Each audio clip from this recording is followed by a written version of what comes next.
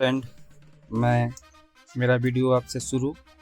तो ये इन्फिनिक्स का हॉट 10 सेट है जो मीडिया टेक प्रोसेसर इसमें लगा है, और इसमें एमएमसी चेंज करना है। आप लोग मैं दिखा दे रहा हूँ। इसका एमएमसी ब्रोकन हो गया था, ख़राब हो गया था, तो इसका एमएमसी चेंज करेंगे और ये मीडिया टेक इस प्रोसेसर लगा इसमें।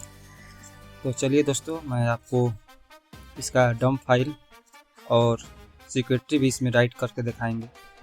तो आप लोग स्टेप बाय स्टेप देखिएगा कि मीडिया टेक वाले प्रोसेसर में प्रोग्रामिंग और इंस्टॉलिंग कैसे करते हैं। तो आप लोग चैनल पर नए हैं तो प्लीज़ आप लोग सब्सक्राइब कर लीजिए, लाइक कर लीजिए। मैं